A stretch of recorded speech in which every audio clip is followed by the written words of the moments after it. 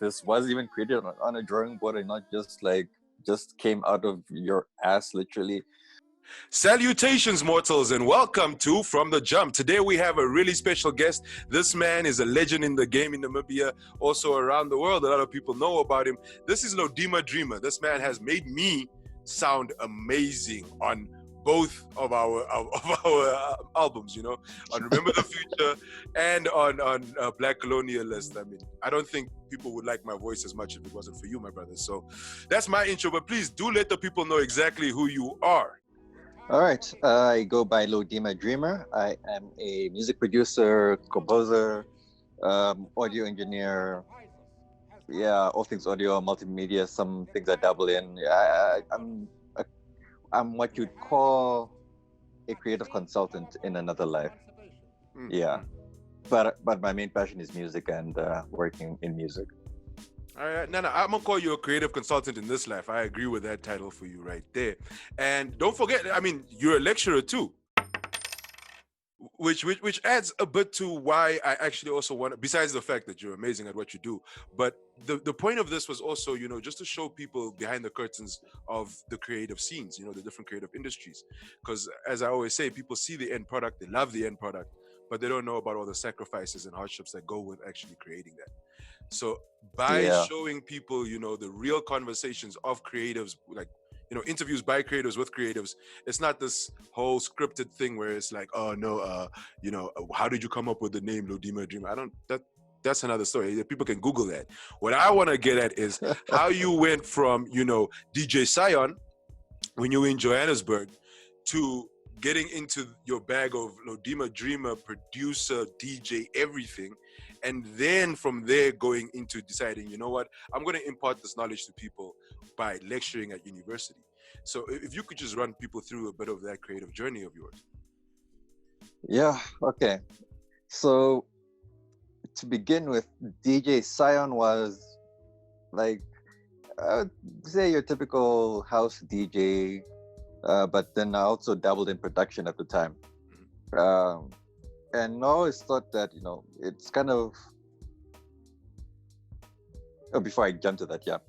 The name Sion actually came from my gamer tag back in the day. Because that's the name I used to use for games. I didn't think of, like, creating a whole other persona about it. Just like, okay, cool. It's going to roll with the Sion thing. So that seemed to, you know, build up on itself. And I didn't really put much thought into it until, like, I got to a point where in my music here where I thought like, okay, cool, everyone's kind of making music. Everyone's either an artist or everyone's a producer, but no one's really getting into the crux of it and actually doing like the mixing, mastering. No one's focus was on that. So I took it upon myself to, you know, go out and go study. And, you know, left, went to Joburg, took like a huge risk in my life, and I went to go follow that passion. Went to go study. From there, came back, like literally, like the first 2 weeks that I was back, I found myself mixing the first BB project. So like that was, you know, cool. And I think to this day, like I still get people coming up to me and like for those who know, I still get people coming up to me and, you know, referencing the work that I did on that album and like how not a lot of people put that kind of work into production here. Into post-production rather. And just to stop you there before you go on with the journey, I mean, what you did right there, you know, you came back and like 2-3 weeks of being back, you're thrown into your first project. And that first project evidently earns us a NAMA award, you know, gets everybody's name out there.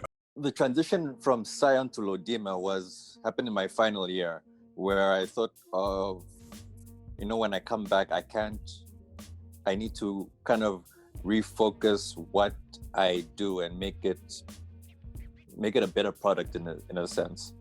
So I needed to create a sort of brand that had meaning to me, especially because if it has meaning to me, that can be I can translate that to have feeling for everyone else. Exactly.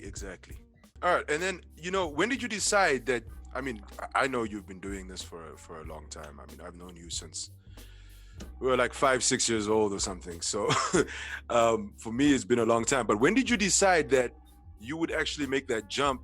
To be like, all right, I've got a good foothold in what I'm doing, but I feel like I can do more. And let me see this education lane. Let me see of that imparting wisdom to youngsters and people trying to come up in sound engineering and all of it, like the whole spectrum of sound learning. When did you decide to take that leap? What prompted you to take that leap? Actually, a bit of background, like my dad actually was in education. He taught for a bit and he was a principal for a while. So I think that played a bit of a role for me. But ultimately, I've always been waiting for the opportunity to sort of impart knowledge here or there, whether it be if people are like in my DMs asking me about certain things, ask me to critique certain stuff, or just people generally interacting with me. Now, how this whole again, like, no, wait, let me just. It's your interview. You speak when you want to speak. How this whole teaching thing now came about was that there's this specific course that people needed someone to fill or someone to teach, and thankfully or luckily through the work that I've been putting in, people have heard of this person who does this thing, who actually studied this thing. Yeah. So again, I could have been the person like after like not doing a whole lot of, not being as active as I had wished to have been, just sat at home and did nothing for myself, and that opportunity would have never come had I not put myself out there. And let me just to go further into that, I know a lot of people approach you with the whole, hey, Lodima, can you play my record? Hey, Lodima, what do you think about this? Hey, and you're a really nice guy. You're a person that actually listens to people. Yeah. You don't just cut him off and be like, man, fuck this guy, man. I'm not getting paid to tell you this. So I want to know, like, do you ever just be like, how when you critique people, do you always look for like the good things to give them, or do you sometimes tell them, look, man, let's be honest with each other. What you're doing right now is not the way to go about it. Maybe go back to the drawing board. How do you, when you give bad news is my question. When you put somebody down and tell them, look, maybe you fucking up or whatever, how do you go about it? Do you still do it in that whole nice, friendly way, or are you very to the point and like, look, you fucking up? I think generally I am more of a person who will try to give constructive criticism and not just say, do your shit is whack kind of thing. I think the three words that I would jump to like if I'm like completely not about something is like, generally, this isn't it. Like, just go. I don't know what you need to do. If this was even created on a drawing board and not just came out of your ass, literally. But other than that, generally I would try to look for things to sort of encourage other people and to help them build themselves. Because generally I'm not gonna put myself in a position where I don't know this person, or I don't know this person that well, and I don't know what kind of effort you put into things. I got you. Okay. So I can't be putting in more effort into your own product if you're not going to put in that level of if you're not going to put that level of effort in. So for me, I would generally be standoffish at first until I see that you actually put in work. Now, I wanna go a bit further, right? So I know that you really help out a lot of Namibian artists, getting them onto different platforms, helping them with how they get on those platforms, whether it be, through DistroKid or whatever, to get onto Spotify, to get onto all these things. So was this a thing of you just deciding, look, man, these people don't know how to get them out there, even though they're using my studio to record and whatnot? Because you do have your own studio, you've got Door2 Studios.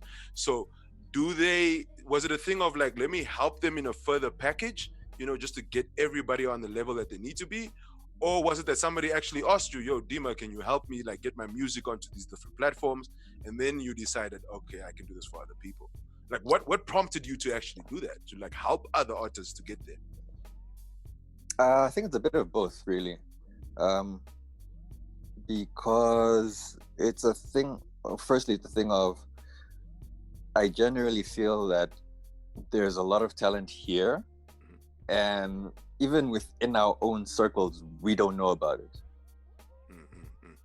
No doubt. That's true. So if I'm in a position to help someone or give someone knowledge to like further themselves, so to get themselves out there, to get themselves out of their four walls, then I'm going to do that. Other times people have just asked me, like in the middle of a session, like, what do you think about this? What do you think is the best way to get this done, kind of thing? Yeah. And I would give my input on that, my little advice on that.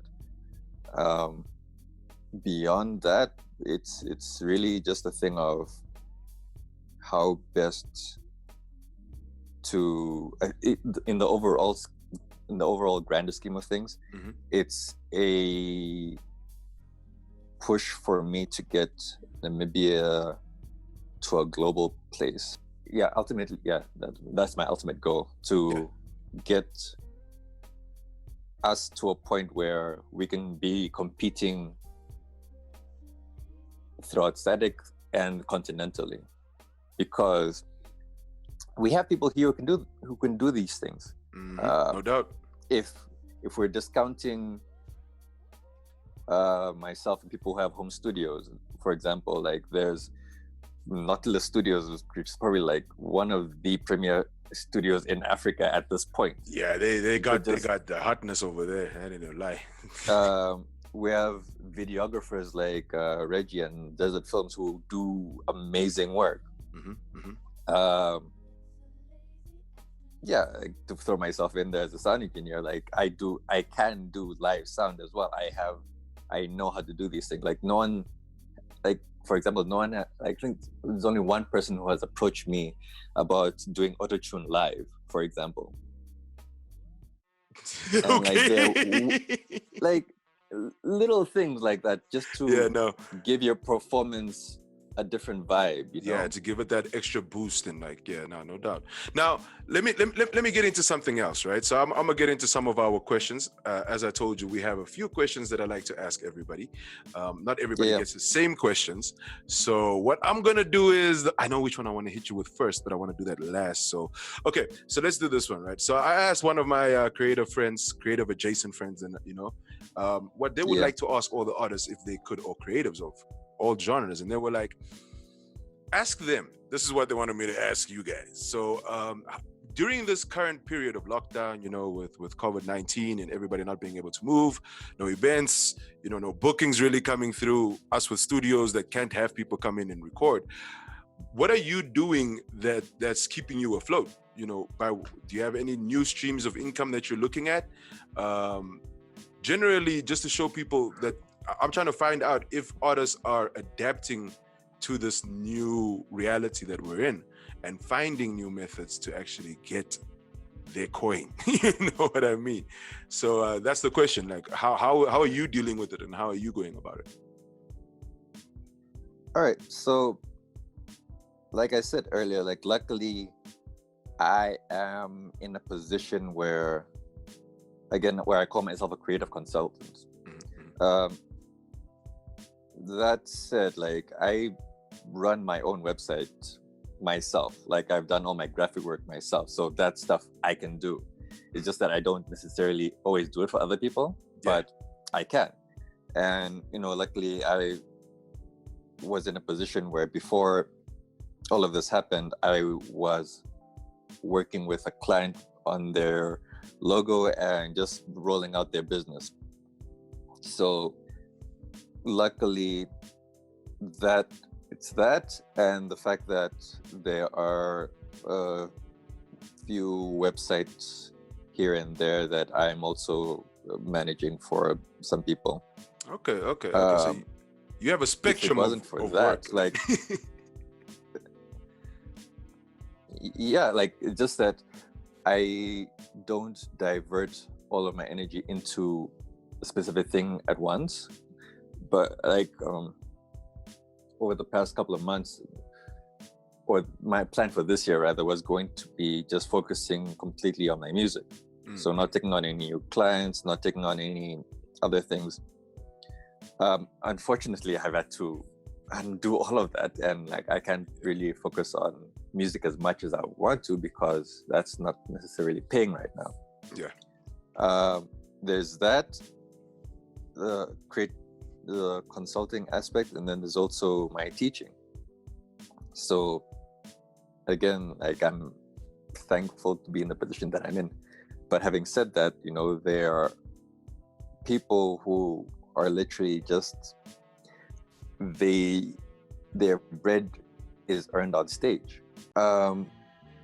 It's a thing of now, like those people, like how those people been supporting themselves, and B, they even want to come back to an industry that they didn't see supporting them throughout this whole time. All right, let's move to the next question. Next question that I've got for you. Actually, wait, this one is one I really, really want to ask you, especially you, because you're always nice to fucking people. All right.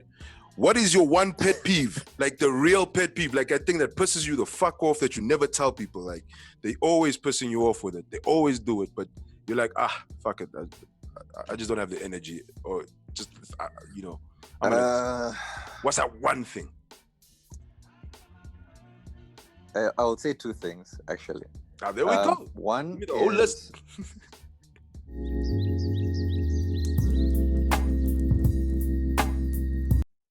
I must, like, how do I phrase this properly? It's not necessary. Okay. The one is either people like asking me, let me freestyle for you, or let me, because that whole let me freestyle for you. I got you. If anyone knows me, even from like what I've said before this, like I don't just work with anyone. Mm-hmm. I'm not gonna just pick up someone who I've not seen, who I've not critiqued in a sense of saying over a long period of time. If I haven't seen you perform, if I've not seen any of your material, I'm not going to work with you, like flat out. Mm-hmm. It's not a thing of me being disrespectful or whatever, just that I need to know that you're on this level.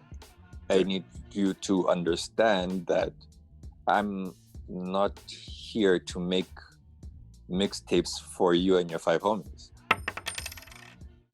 That kind of ties into number 2, which is that whole people just randomly walking up to me like, yo man, we should get in studio sometime, get to work, we should get some work done. Like, guy, like I don't know you. Like, who are you, bro? Who are you? Like, what music do you make?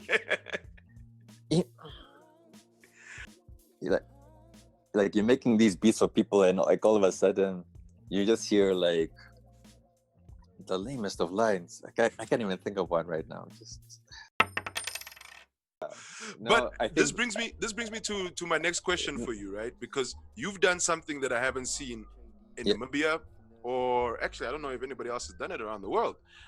What you're doing with your assorted crates, and once you reach the 100 of the crates, firstly, mad achievement. 100 assorted crates. It's amazing. I didn't even know you were going to keep going. I don't think you even knew you were going to go until 100. But my question to you is, when you reached the 100, and you started collaborating with other DJs globally, to put out these assorted crates, that collaboration aspect, like what brought you to that point where you were like, you know what, I want to work with DJs not only in Namibia but internationally on this thing that I put out every Friday? I think it was probably in the during the Assorted Crates 90s era, Mm-hmm. where I sat down and I thought like, okay, I am gonna hit. I purposely planned it out so I hit 100 on New Year's Eve. By the way, that's a Right. whole other thing. Just mad scheduling and like forethought. But the general gist of it is that what I wanted to get to was a point where like I've done like 100. What are the next 100 gonna look like? Are they gonna look like the previous 100? What can I add to this? So me bringing in guest DJs was an effort for me to add value to Assorted Crates, A, and B, just to allow other people's sense of music to be showcased. I'm pretty sure like I repeated like 90% of that music. And But differently. People and won't there's understand always it. new music coming out, and yeah, exactly. And even I get tired sometimes of just like jamming the same kind of music, all of that. So it's refreshing to from me to hear other people DJing and just like see what their kind of sense is, and B, just to give the general audience a different vibe as well, because maybe they might like, because I think a cousin of mine messaged me like because I had the DJ Mr. Hustler from Finland. Oh yeah, I heard a couple of weeks ago. Yeah, it was and, it 3 weeks ago, 2 weeks ago. Yeah, anyway, go on. Sorry. And like he messaged me like saying like, who's this guy, like he's pretty dope, like it's a different vibe. And that's exactly what I'm aiming for. Do you think like just beyond me? No, sorry, go on. Yeah. Oh no, what I was asking was I'm just saying Go ahead. Okay. All right, I'm gonna jump on this one. All right, so what I was gonna ask is, because you're doing collaborations this way that you're doing it, and I know for a fact that it wasn't done like this before in NAM at all.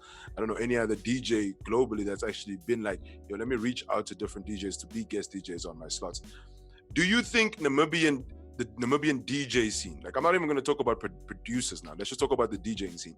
Do you think Namibian DJs are being diverse enough in what they play? And I'm talking specifically like, one DJ goes before me and then I come through and then I play almost the exact same set or whatever. Do you think there's enough diversity in what DJs are doing? And in that question, I mean, like, are people paying attention to like their counterparts? Are they paying attention to what other DJs are doing, even at the same show as them, to be like, okay, I might need to tweak my thing a bit? Or are DJs just going out there and doing what they've always done? I think that's something that Namibian DJs, as Namibian DJs, we can improve on. Just allowing the flow to cater to the audience within limits. I say within limits because us as DJs still need to have an identity in what we play. No doubt. And it's important to have a range within that identity. So it doesn't end up being a thing of like everyone just plays the top 100 songs continuously over and over and over, because that's generally what's been happening. And the audience is so used to that. When someone else tries to do something different, or just to play songs that people don't know but just create a vibe, it becomes a problem. Because like, why aren't you playing my song? Like, I don't know this song. I haven't practiced dance moves to this song. But even in that, like playing new stuff, like only like 3 people who've heard it like on their Tidal or their SoundCloud actually know the song. Everyone yeah, everyone else would just be like, oh, okay, what's this? I guess like, I see people dancing like over there, but like I don't know what this is. And then like 3 weeks later, like, oh my god, that's my song. There we Like, go. guys. Like, But you see, so I totally understand what you're saying, but isn't that why DJs are DJs, to introduce people to new music? Like, I mean, I can play the music that I have it on my playlist. I don't really need no DJ playing what I already have. But I get, excuse me, the vibe created along with the introduction of new music is always what I thought, DJs were about, especially radio DJs. And I don't know what happened there, but that's a totally different topic. We don't even need to go to that one. that's a whole other. That's a realm I'm not even trying to reach into right now.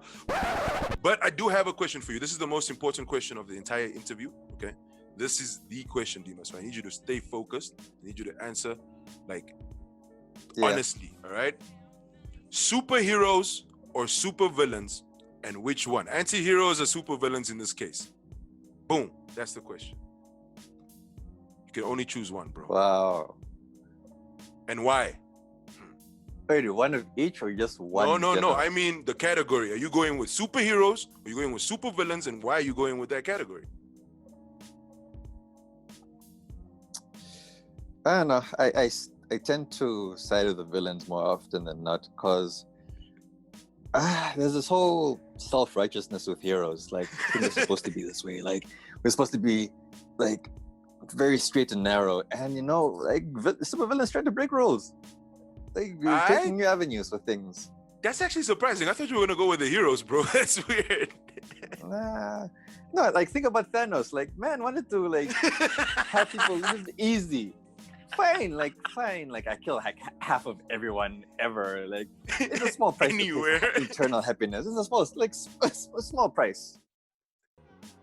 Look, I know you've done a lot of work with a lot of different people around the world. From us to guys in Europe to guys in South Korea, even. Like, you keep moving and upping your game and working with more and more artists internationally. So my question to you is, what was the one chance that you didn't take that you wish you did? Like, just only one, though. You can only choose one that you really passed on that chance, and like afterwards was like, fuck, I should have done that shit. Was there even one? I am not sure. Like, I mean, there've been opportunities here to work with local artists. It's just that at those times, my sonic range wasn't there, because like what I was making wasn't in line with what they're making. I think probably like one of the more recent examples I can put out, like, I didn't even reach out to her, like, is Lioness. Like, I'm her DJ. Like, I make her performance tracks, and yeah, she stole you from us. I ain't happy about that, bro. We're gonna have to have a conversation. You're a Black Vulcanite DJ, bro. You're a PV DJ, and you just went and went to Lioness. I'm gonna talk to Lioness about that. Sorry. Yeah. You guys handle that. But yeah, like, during her production cycle, I was making like lo-fi beats, and like that was my focus. So I couldn't, in all honesty, just refocus myself to doing like one or two things there, and not finish doing what I was doing at the time. So that's that on that. As I said, from the beginning, before we started this interview, the whole point of this is to help people understand some of the hardships that we go through to make the creative stuff that they love. And as you just said, you do your own, you've created your own website, you do all your graphic work yourself. I mean, of course you do all your mixing, mastering, all that stuff is all you. But what I wanted to get at is something you let slip earlier, the fact that you planned to have Assorted Crates 100 released on New Year's Eve, right? That planning process, I don't want to know, of course, your process, that's your process, but the effort and the stuff you had to give up to make sure that could work, I'm sure there were people trying to call you for gigs and stuff, and you were like, hold up, I got my own shit that I'm busy with, and I need to do A, B, C, D for it to actually pull off. Now, what I'm trying to ask you is that process of actually planning out all of it to get to that point. Was it a thing of, okay, I'm going to sit down today and do all of it? Or was it a thing of like a couple of months that spanned of, this is how I'm going to roll out, this is what I'm going to do after, was it more, thought out like that? Or was it a bit more spontaneously put together? I think when I first started, it was really spontaneous. But the more I got into the habit of putting them out, the more I found it sort of easier to put them out.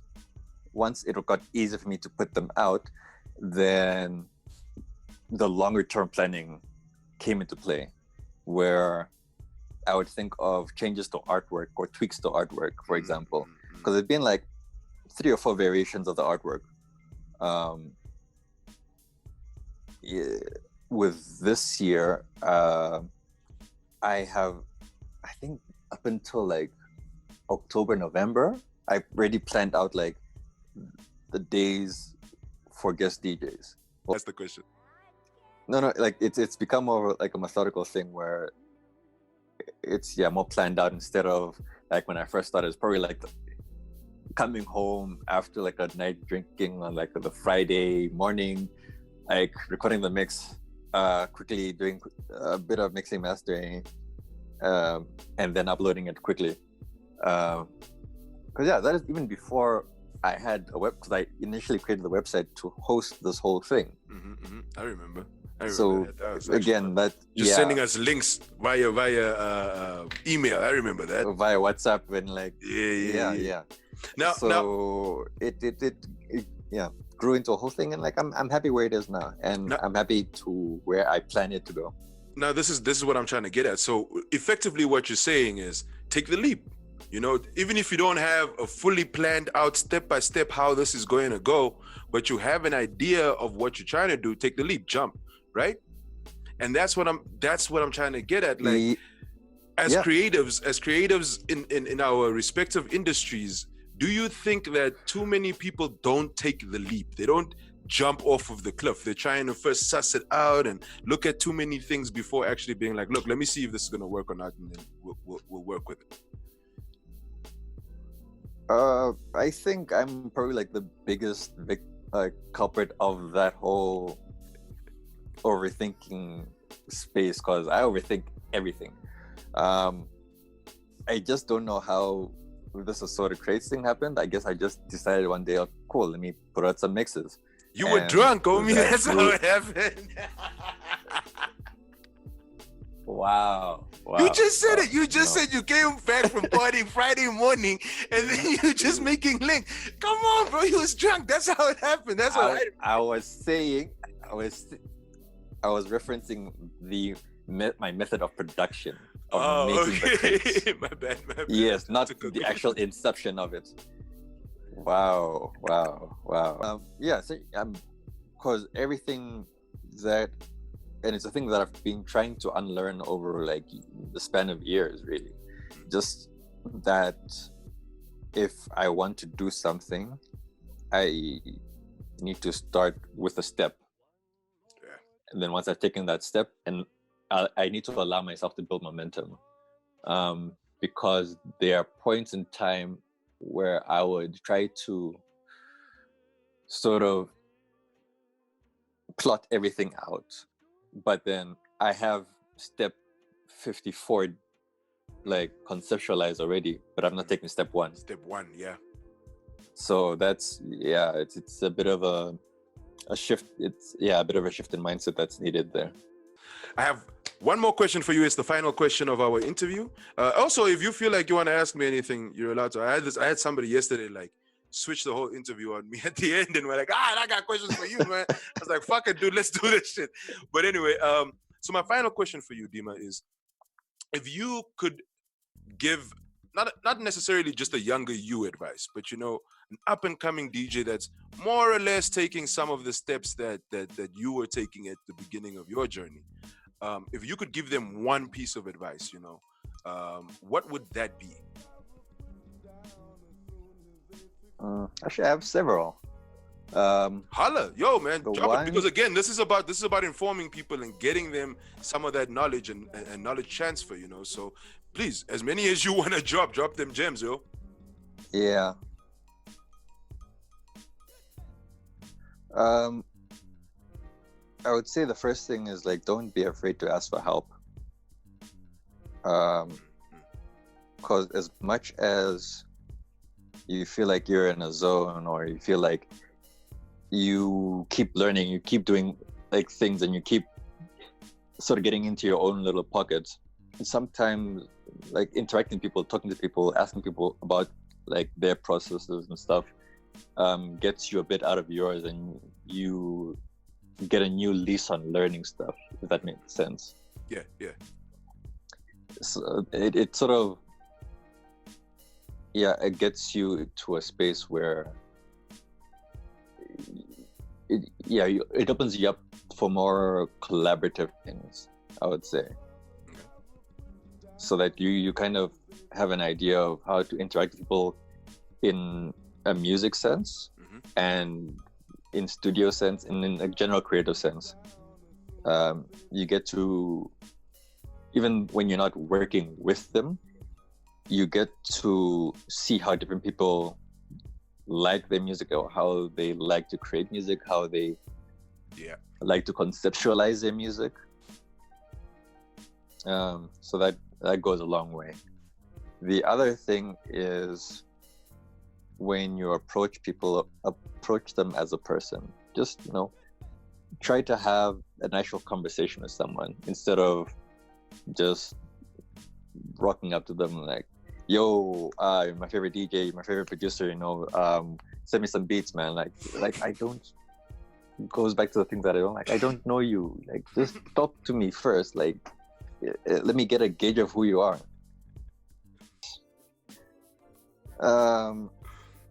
What else?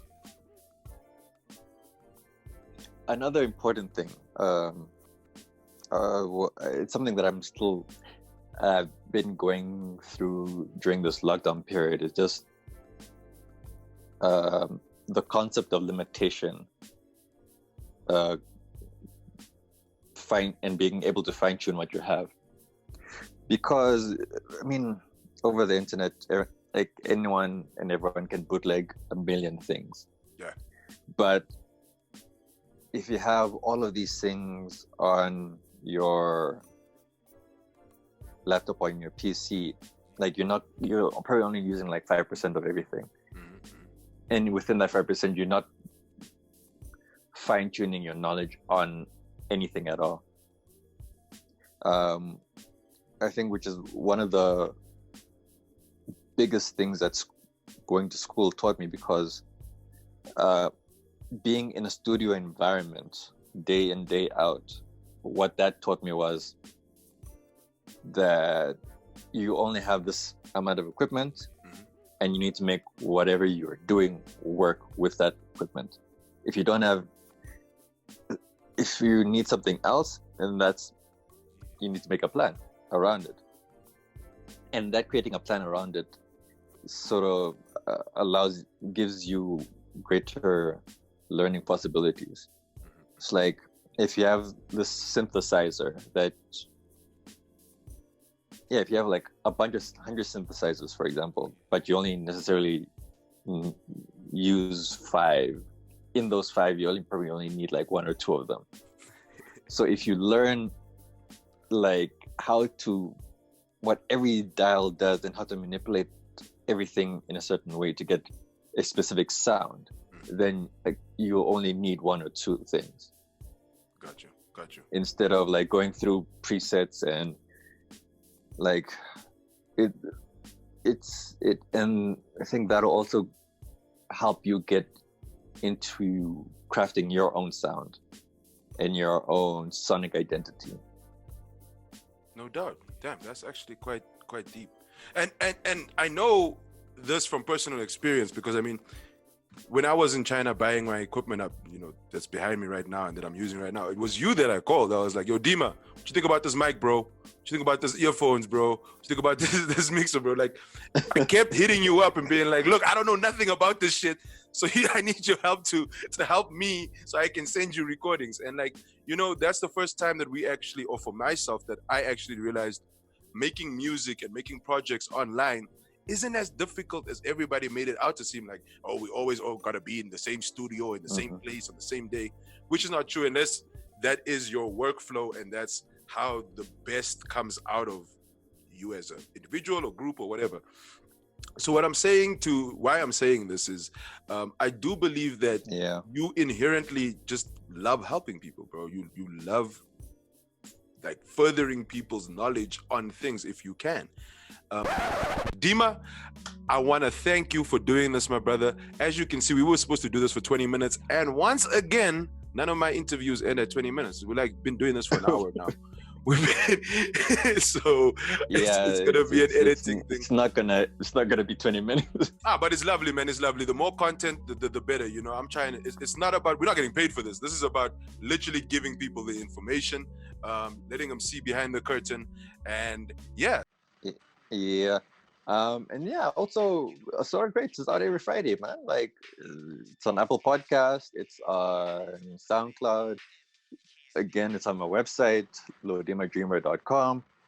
It's out every Friday at 2 p.m. I make it a point for it to be out at 2 p.m. I think there was even a time where I was driving to Swakop, and I stopped to put out the message on social media and the WhatsApp and continue my drive. Like, things like that. That's like, you know what I mean? That's dedication, though.